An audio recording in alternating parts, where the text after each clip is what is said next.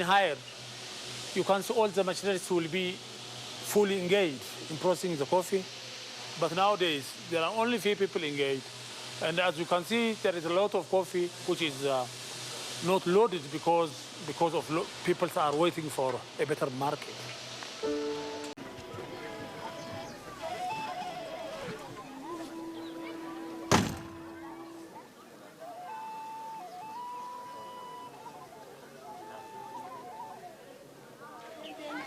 Sini buna tokko biyya alaatti meeqatti gurgurama sinitti fakkaata siniin takka kan dhugamu namni beeku jira sin keessa tokko meeqa sinitti fakkaata injiri namni beeku maarami meeqatti gurgurama beektani siniin takka birii takkaami birii tokko biyya faranjitti garuu bunni siniin takka birii deemi heedu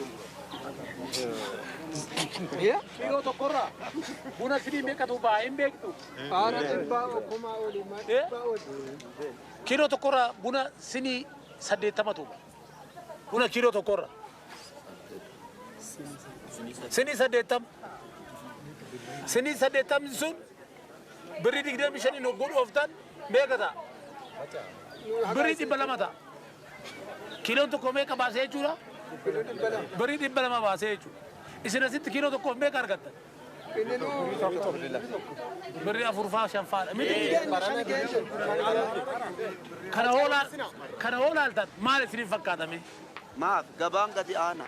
Silaa bunni likkii warqiitti oola jedhanii reedoolleen bunnaa jetti malee gurra qofa dhageenna malee waan nu bayeeruun qabu.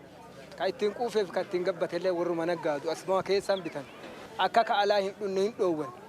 Keessattuu immoo rakkoon kenna bunni kenna yennaa nu bilchaatee silaa guyyaa gurguraa ge'u kaane nama tokkocha dhufee hagasi isinirraa fudhadhanu hin jedhu. Nama tokkochatti shilingii sumunaan jedhee kiiloo qofuu dhaabbata.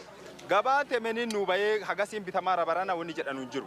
Gabaan kan nama tokkochaati. Waan kana ta'eefi buna kenna yeroo nurraa fudhattan beektanii kaatanii yoo dhuttanii kaatanii nurraa fudhattane. Gabaa herregameen isinuu herreddanii kaatanii akka nurraa fudhattanu kan nu barbaannu. Kanarratti waan hin dubbadhu qaban. Maabarri buna bitesan akka nutti dhiyeessu isinuu hin beektan miti. Yuuniyeetti egaa dhiyeessan booda bu'aan argame sun immoo deebi'ee maabaraaf kenname maabarri immoo bu'aa lammataa akka isinii kaffalu hin beektan. Kara keenyan gabaa gaariitti gurgurree bu'aa lammataa akka argattan godhuudhaaf nuyi kara keenyan qophaa'adha. Kana waan ta'eef cimtanii buna qulqulluu wallaa keessanitti akka dhiyeessitaniin isinitti himaa jechuudha. Once the coffee is bought from here, the coffee buyers or the coffee exporters are going to unload the coffee at the warehouse and they process it and sell to their buyers abroad. And after that, the buyer is going to distribute this coffee to roasters. And the roasters are going to buy this coffee, distribute to roasters. The roasters again roast the coffee and they sell to retailers and the cafes. Coffee reaches the consumer after this end, after 6 chains. We are cutting the chains like coffee suppliers, collectors, and also middlemen in between. And we are eliminating these, directly linking the farmer through their own cooperative and through their union directly to the roaster. So about 60% of the chain is removed by working.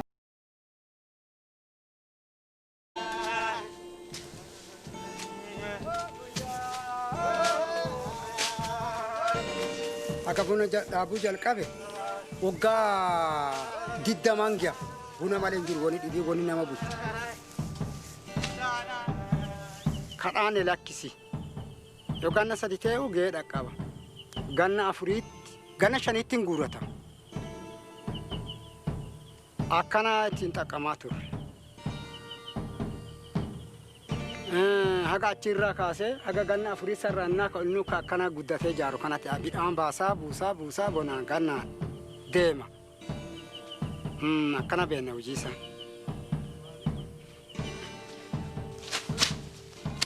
bunni mo gaba isadu awante efi dadda binki ya ganna kana keessatti haga amma ganna cimu keessa ganna diqqeenatiin jalqabe ado bunin baafati aton bunin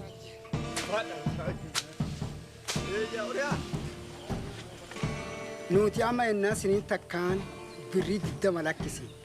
Sinin takkaan birrii 5 birrii 10 teeteeyyuu waan akkamii tolfanne nama samee gubbaa bahe foon hin fakkaanne. sinin takkan birrii 20 bittu lakkisi.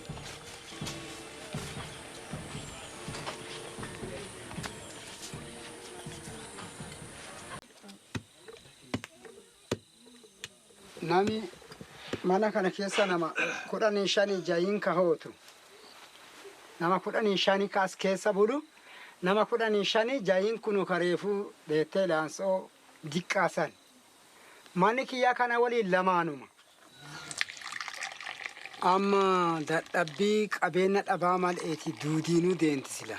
Ani ijoollee an qabu dhiirri 6. Keessa jira. Waggaa 5 kanaan duuba yoo dandeessisee gatiin bunaa xiqqoo barana akka mudhii jammare kana adoo jiraate itti fufee inni jedhee gatii bunaa adoo argate ta'e akka mana barumsaatti galchee isaanillee baratan halchaa qaba. Ifii fuudhabee akka isaan barsiisu yaada qaba. Ifii hunni na kutee hafee ifii immoo qotii dansaa waan dansaa innaa hojjadhee argadhee hojjadhee isaan mana barumsaa keessatti akka guddisu yaada qaba.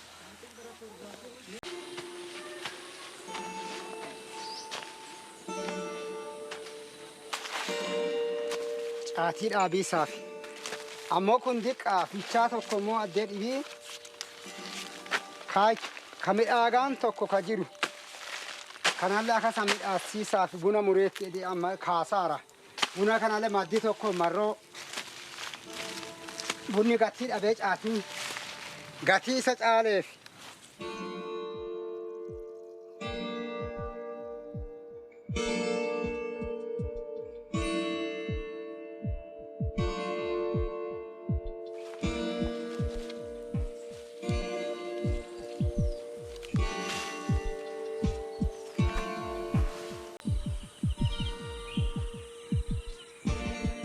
Nuuf kennaaf immoo nu gadhaa kenna nyaanneetii mut warra nyaate isii araadaaf gadhaaf warra nyaatu jira. Nuti immoo ganzaba feenaa nu ganzaba irraa ganzabaan wal jijjiiran. Marroo sanii fi caatii amma hojii qabaatte buna caaltee bunni marroo gatii badee fi amma isii dhaabu qaxxalleerra. Amma diliqqaa dhaanne kanallee jaalannee dhaanneen jirru marroonni gatii du'aati. Caatii irra marroo xiqqinii.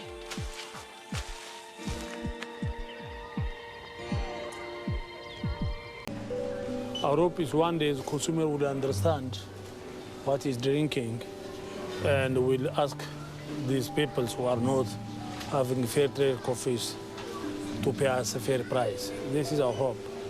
The consumers can bring a change if awareness given to consumers to ask for more of fair trade products. It's not only on coffee. All products which are coming from third world are getting a very low price. And the producers are highly affected. And the British people have to think of people producing bananas as well as coffee and the other products which are suffering from the low price.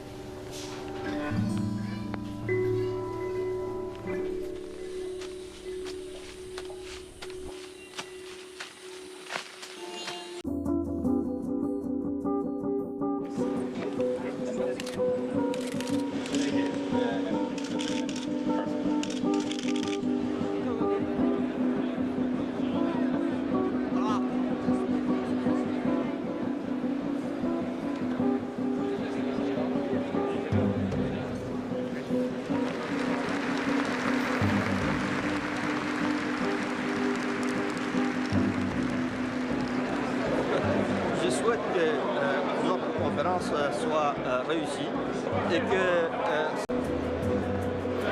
the way negotiations happen here in the WTO ministerial is very unfair to developing countries.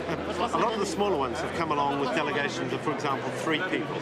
Now, the European Union alone has got over 650 delegates here. Most of the negotiations take place behind closed doors, either in bilateral meetings between 2 countries or in kind of small working groups. Now, developing countries can't hope to cover all of these negotiations going on at one time.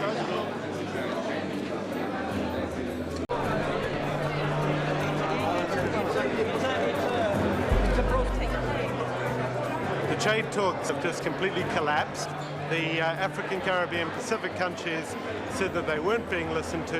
They didn't want the new issues being pushed by the European Union, and that they weren't prepared to negotiate anymore. The EU is primarily at fault. They pushed developing countries so far, and they insisted on talking about their issues rather than the central issues of poverty and development, which should have been the main part of these trade talks, instead of the rights of corporations